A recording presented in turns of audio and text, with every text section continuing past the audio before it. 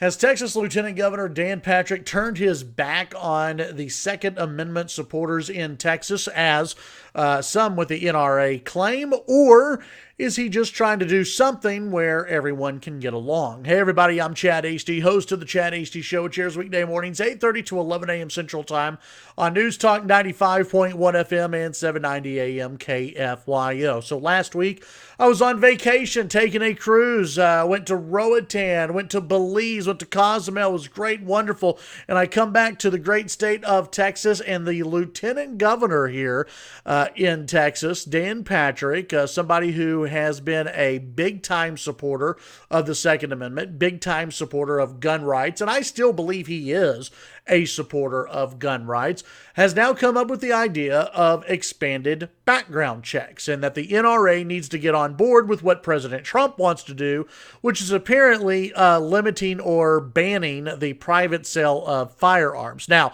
what Lieutenant Governor Dan Patrick has told press here in the state of Texas is that under his plan, if you're a family member, no problem. Go ahead.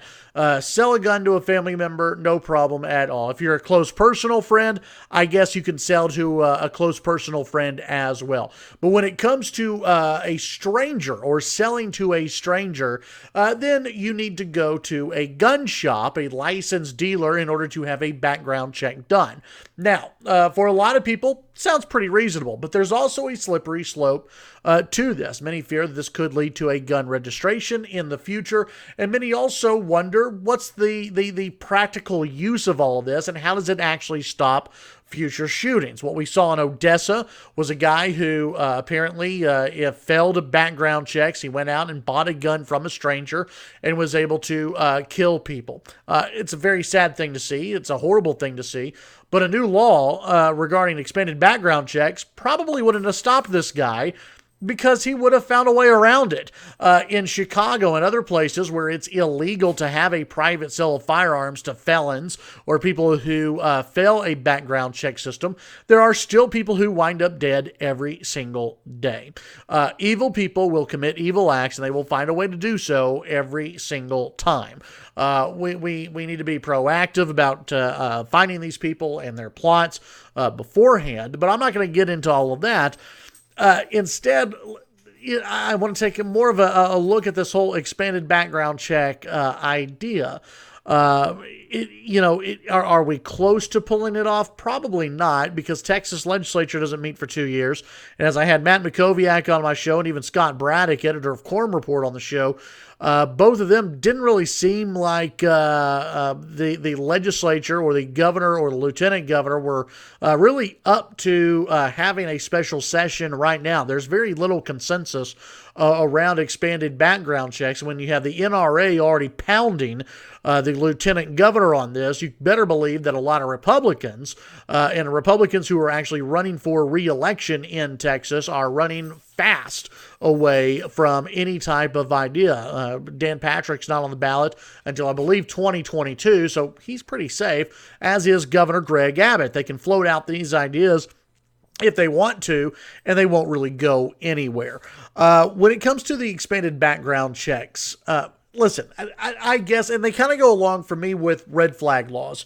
In a perfect world, sounds great, sounds wonderful, sounds like something that we could deal with. But even Dan Patrick, I think, admits that this won't solve a lot of things. That instead, he's just floating this idea out there to show that we need to do something, that something must be done now in order to prevent the Democrats from taking Texas and turning Texas blue and going after the guns. Listen, folks, when the Democrats, if the Democrats take Texas and take Texas blue, if the Democrats do take back the White House, they're coming for the guns, okay? Listen to what Beto O'Rourke has to say.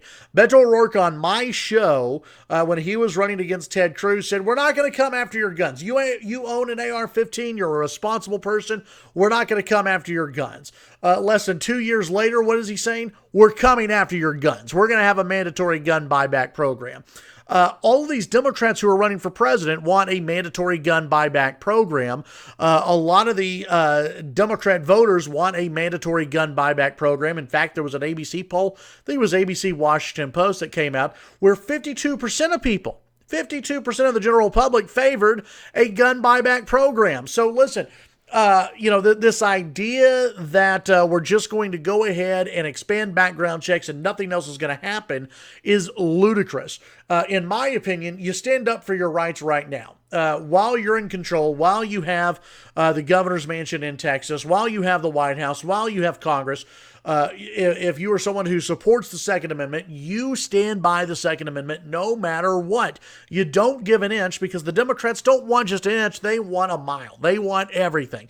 They want to get the guns off the streets, out of your hands. They want to be in complete control of the firearms in this nation. That is their end game in all of this. I think that the lieutenant governor is going off of emotion on this, that something has to be done. We need to show that we're doing something. Why? It's not going to satisfy the left. We know that. Also, this idea of an expanded gun buyback, or expanded gun background checks. What would that solve? Other than that one shooting that we had in Odessa, as horrific as it was, what would that solve? Of all the mass shootings that are out there, it wouldn't have stopped really anything from happening. And I don't believe it would have stopped this Odessa guy either. And then who determines who a stranger is? How long do you have to know somebody in order to consider them a friend that you're allowed to sell to without going to a licensed firearm dealer? Is it 2 weeks? Is it 3 weeks? Do you have to have like a whiskey and a cigar with that person? Who determines friendship in Texas, and how long you have to know somebody before you're no longer considered a stranger? It's easy to say that if you just meet somebody off of Facebook that you're a stranger, but sometimes it may go a little bit beyond that. You don't know everything about maybe someone you're in a social club with, or an organization, and you don't know everything about their lives. You may not consider them a friend, you may not consider them a stranger, but would you want to sell them a gun? So there are a lot of moving parts on this. I don't see it going anywhere here in the state of Texas. Maybe if there's another, God forbid, another mass shooting in Texas, but I don't see anything moving right now, because I don't think there are that many Republicans who are ready to get emotional on this topic. Listen, the idea of an expanded gun background check, it may seem okay in a perfect world, but in reality, it's going to be very hard to implement. It's going to be very hard to police, and I don't think it's going to save any lives at all. Tune in to the Chad Hasty Show weekday mornings, 8:30 to 11 a.m. Central Time. News Talk, 95.1 FM and 790 AM KFYO. And don't forget this, by the way. The private stranger-to-stranger sales is a very, very, very small, minuscule percentage of people who actually buy firearms. Most people go to licensed gun dealers. Another category is people who buy them at gun shows through licensed gun dealers. Other people who buy them through family members, or are given them through family members. It's a very small, very, very small percentage of people who actually buy their gun stranger to stranger without a licensed firearm dealer being involved. If you buy a gun online, it gets shipped to a firearm dealer, and you have to go through a background check. So it's a very, very small percentage of people who actually buy their guns this way. We don't need to overreact. We need to get back to the problems that are up here, the problems that are here in the heart, and stop coming up with new laws that would maybe make people feel better, but actually wouldn't do a damn thing. Tune in to the Chad Hasty Show weekday mornings, 8:30 to 11 a.m. Central Time on KFYO, the KFYO app, and KFYO.com. Have a great day. We'll talk later.